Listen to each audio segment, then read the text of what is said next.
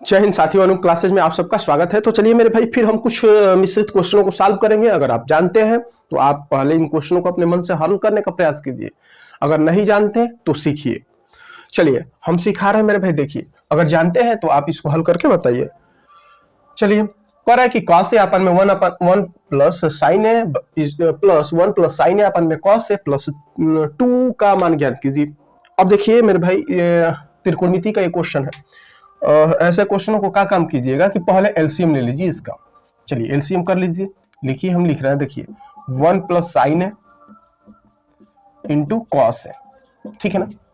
चलिए इससे ये कैंसिल, ये होगा तो कॉस स्क्वायर ए प्लस, इससे मेरे भाई ये वाला कैंसिल होगा, ये बचेगा तो 1 प्लस साइन ए का होल स्क्वायर हो गया ना। अब प्लस 2 रहने दीजिए, ठीक। अब चलिए ये cos स्क्वायर ए प्लस इसको a प्लस बी का होल स्क्वायर पर तोड़ देंगे तो a स्क्वायर मतलब एक का स्क्वायर मतलब एक, ठीक है ना, प्लस साइन स्क्वायर ए प्लस 2 साइन है।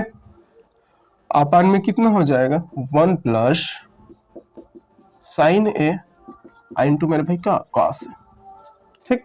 अब चलिए, अब ये पता होगा मेरे भाई कि देखिए साइन स्क्वायर ए प्लस cos स्क्वायर ए का मान 1 होता है।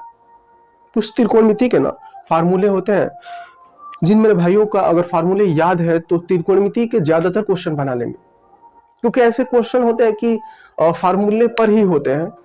अगर फार्मूला नहीं याद है तो आप त्रिकोणमिति के क्वेश्चन को एक भी नहीं हल कर सकते हैं। इसलिए मेरे भाई हल करना है तो फार्मूले तो याद ही करना पड़ेगा। जैसे देखिए cos स्क्वायर ए प्लस साइन स्क्वायर ए, एक 2 हो जाएगा और 2 1, देखिए ये 1 और ये 1 मिलकर के 2, तो 2 कामा ले लेंगे तो कितना हो जाएगा यहाँ। चलिए ऐसे लिख लीजिए 2 प्लस 2 साइन है, ठीक है ना। आपन में ये हो जाएगा 1 प्लस साइन ए इंटू कॉस है। चलिए मेरे भाई यहाँ आ जाते हैं। अब कामा ले लीजिए, 2 को कामा ले लेंगे तो 1 प्लस साइन ए, आपन में बच जाएगा 1 plus sign A into cos A. देखिए इससे ये कैंसिल, तो कितना बचा है मेरे भाई, देखिए कहाँ गलती हो रहा है, ठीक है ना, ठीक तो है। 2 तो 1 प्लस सेक ए, 1 प्लस सेक 2 अपन में cos ए। देखिए तो मेरे भाई यहाँ तक ठीक है ना। देखिए प्लस, अरे 2 है ना, देखिए 2 यहाँ छूट रहा है, ये चीज है छूट रही है, ठीक है ना। यहाँ पे प्लस भी 2 करना है, ठीक।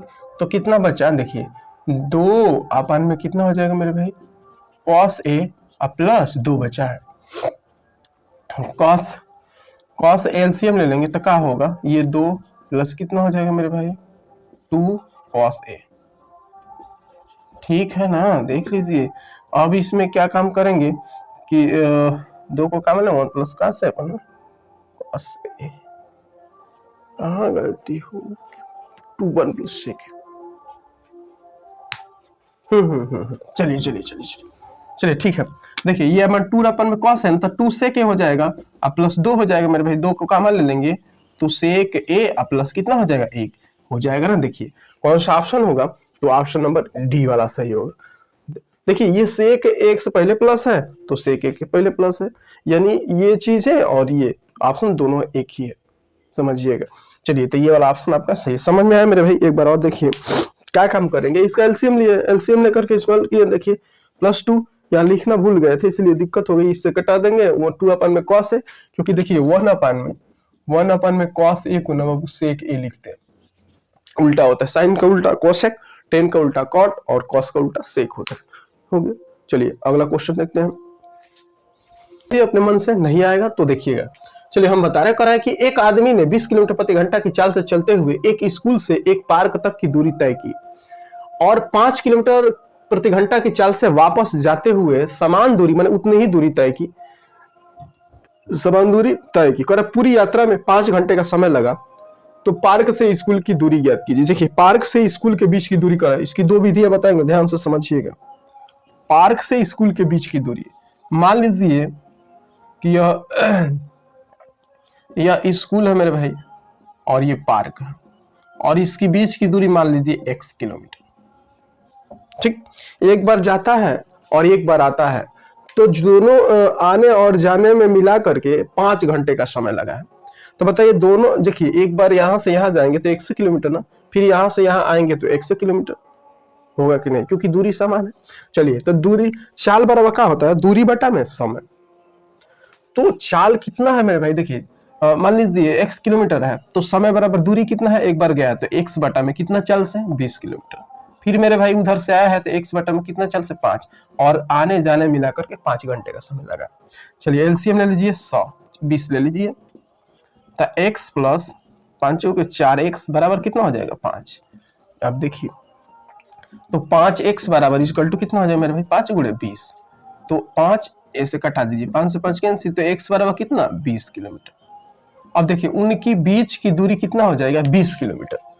तो पार्क से स्कूल की दूरी कितनी हो जाएगी मेरे भाई 20 किलोमीटर होगी। लेकिन अगर ये क्वेश्चन कह देता यदि पूरी यात्रा 5 घंटे का समय लगा, तो पार्क से स्कूल के बीच की दूरी कितनी है, तो 20 किलोमीटर। अगर ये पूछता मेरे भाई कि वह आदमी कितनी दूरी तय की, तो एक बार तो 20 किलोमीटर गया और एक बार 20 किलोमीटर आया, तब तो दूरी उसने कुल 40 किलोमीटर की तय की होगी। लेकिन ये तो नहीं पूछा है कि कितनी दूरी तय की, वो तो क्वेश्चन केवल ये पूछा है कि स्कूल से उस पार्क के बीच की दूरी कितनी है, तो कितनी होगी मेरे भाई 20 किलोमीटर। चलिए एक और चीज है, देखिए ये दोनों मिलाकर आने जाने में 5 घंटे का समय लगा है ना, एक बार गया है एक बार आया है, दूरी बराबर है। तो एक काम कीजिएगा, जब दूरी बराबर होती है ना, तो देखिए चालों का गुणनफल और बटा में चालों का योग, चालों का क्या होगा मेरे भाई योग, क्योंकि आने और जाने दोनों में मिला करके टाइम दिया है 5 घंटा। देखिए 5 5 25, ये 5 से 5 कैंसिल, कितना हो जाएगा 20 किलोमीटर। लेकिन मेरे भाई यहाँ याद रखिएगा, ये बीच की दूरी पूछा है। अगर यहाँ पे पूछ देता कि वह आदमी कितनी कुल दूरी तय की, तो 20 20 40 होता है, क्योंकि 20 गया 20 आया, तो इसमें 2 से गुणा करना पड़ेगा, इसमें भी 2 से गुणा करना पड़ेगा, या 20 20 2 बार जोड़ना पड़ेगा। समझ में आया, यहाँ हमारे भाई गलती कर बैठते हैं तेजी में, तो थोड़ा सा ध्यान भी देना। चलिए अगला क्वेश्चन देखिए, और ये क्वेश्चन परीक्षाओं में पूछे ही गए हैं, आप इस बात को ध्यान रखिएगा। क्वेश्चन देखिए मेरे भाई, मोस्ट इंपोर्टेंट है क्वेश्चन, इसको एकदम बिल्कुल ध्यान से समझिएगा। इसको हल कैसे करते हैं, इसको तो एकदम अपने दिमाग में बैठा लीजिए। ऐसे क्वेश्चन आए तो करना कैसे, सच में बताएं, इसको अगर ध्यान से नहीं देंगे ना, ये क्वेश्चन आपके एग्जामों में नहीं हल हो पाएगा। चलिए, कह रहा है कि एक दुकानदार ने एक वस्तु को 20% छूट पर बेचा और 40% लाभ अर्जित किया। यदि उसने उसे वस्तु को 10% छूट पर बेचा होता तो लाभ प्रतिशत ज्ञात कीजिए। अब देखिए इसको कुछ मत करना मेरे भाई, देखिए 20% छूट ना तो 80, ठीक ना, 80 हो गया, और बेचा होता तो 40% लाभ, तो 100 कितना हो जाएगा 40, 100 में जोड़ दीजिएगा बटा में, ऐसे करके इस क्वेश्चन को ऐसे ही सॉल्व करना, बहुत तेजी सॉल्व होगा। करिए यदि उसने वस्तु को 10% छूट पर बेचा होता 90 हो गया ना, तो कह रहा है तो कितना प्रतिशत का लाभ, तो मान लीजिए x है और लाभ कहेगा, तो मान लीजिए इसमें जोड़ेंगे ना, मान लीजिए x% का लाभ हुआ तो 100 में x को जोड़ते हैं। चलिए अब कटा दीजिए, इससे ये कैंसिल, ठीक ना। अब चलिए इसको कटाइए, 4 दूनी के 8, 4 दूनी के 8 हो जाएगा मेरे भाई, 4 3 12 4 5 20। अब इसका इसमें गुणा कर देंगे, इसका इसमें, तो चलिए 2x प्लस कितना हो जाएगा 200 अब बराबर, ये चलिए 9 5 45 के 5 4 बचा, और 9 3 27 और 27 4 31, ठीक है। चलिए अब x का मान निकालेंगे, तो 2x बराबर कितना हो जाएगा मेरे भाई, घटा दीजिए, 315 में से 200 तो 115 हो जाएगा, तो x बराबर कितना होगा 115 बटा में 2, ठीक है ना। कटाइए, x बराबर 2 5 10, और ये कितना हो जाएगा 2 7 14 2 5 10, इतना 57.5%। ऑप्शन नंबर ए सही होगा। ऐसे क्वेश्चनों को इसी प्रकार कीजिएगा। चलिए एक क्वेश्चन और हम इस तरह के बता दे रहे हैं भाई, एक क्वेश्चन और ना उसी पे करा दे रहा है, ध्यान दीजिएगा। हम 2 क्वेश्चन इसीलिए करा है ना, इस क्वेश्चन को आप कहीं लिख लीजिएगा, अपने नोट कॉपी पे कीजिए। आप एक ना मैथ का कुछ भी जो भी चीजें कमजोर चीजें हैं, आप पहले ना एक नोट बना लीजिए पतली सी, उसमें वो क्वेश्चन लिखिए जो क्वेश्चन आपसे बन नहीं पाते, आप उन्हीं, क्योंकि जो जानते हैं उसको नहीं करना, जो नहीं जानते हैं कुछ नया चीजें आपको बनाना है, उन्हीं क्वेश्चनों को आप उस कॉपी में नोट कीजिए। चाहे कोई क्वेश्चन हो या कोई फार्मूला है जो बार बार आप भूल जाते हैं, कुछ ऐसे भी क्वेश्चन होते हैं जिसको तो अभी आप हल कर पाएंगे लेकिन बाद में वो चीजें नहीं हल हो पाती है, तो उसको नोट कीजिए, एक पतली सी कॉपी बनाइए।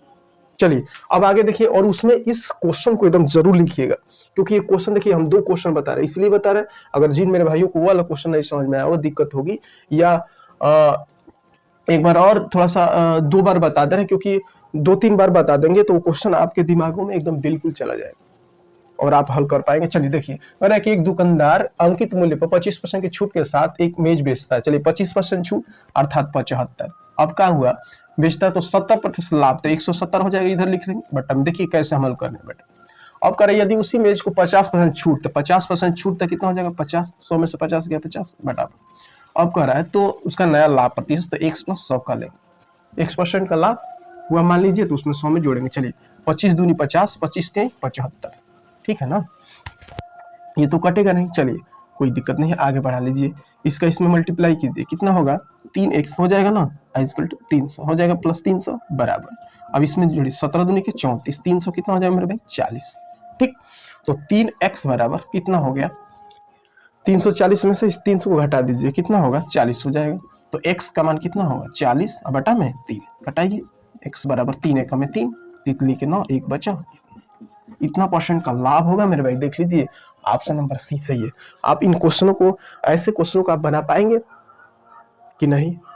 अब तो हम इस पे 2 क्वेश्चन बताए, सभी क्वेश्चन सबसे महत्वपूर्ण क्वेश्चन है, क्योंकि ऐसे क्वेश्चनों पे ना मेरे भाई सभी ऐसे होते हैं, सबको दिक्कत होती है वहां पे, क्योंकि पेन ही नहीं चला पाएंगे, आखिर में करेंगे कैसे। इसलिए इन चीजों को आप नोट जरूर कीजिएगा, मेरी बात मान लीजिए। चलिए अगला क्वेश्चन देखिए।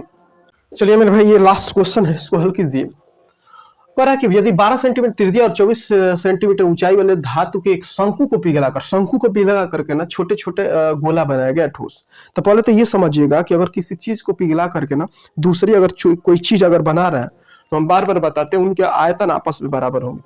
तो चलिए 12 सेंटीमीटर त्रिज्या वाला 24 सेंटीमीटर ऊंचाई वाले धातु के शंकु को पिघला, शंकु का आयतन होगा 1/3 पाई आर का क्यूब। पाई आर मतलब कितना हो जाएगा 1/3 पाई आर स्क्वायर एच होता है, पाई आर स्क्वायर एच, तो 12 गुणे कितना हो जाएगा 24 बराबर।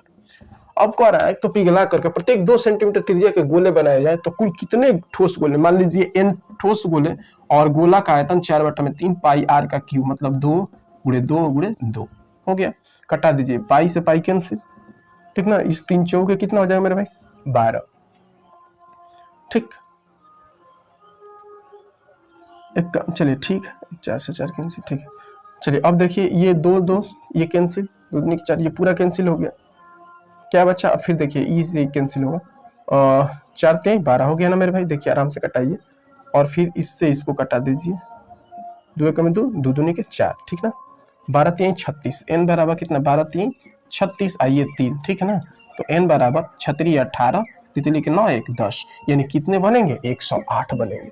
सही है ना मेरे भाई। चलिए तो ये आज के लिए ये लास्ट क्वेश्चन है। अगर देखिए मेरे भाई, अगर चीजें आपको समझ में आता है, आप हमसे सीख पाते हैं, जो भी चीजें हम बताते हैं आपको अगर मेरी बातें समझ आती है, तो आप ज्यादा से ज्यादा इस वीडियो को लाइक कीजिए, शेयर कीजिए, सब्सक्राइब कीजिए, और कमेंट बॉक्स में हम जरूर लिखिए कि आपको कैसा ये लग रहा। तो चलिए ये लास्ट क्वेश्चन था आज के लिए, बस इतना ही। हम फिर कल मिलेंगे एक नए वीडियो के साथ। जय हिंद।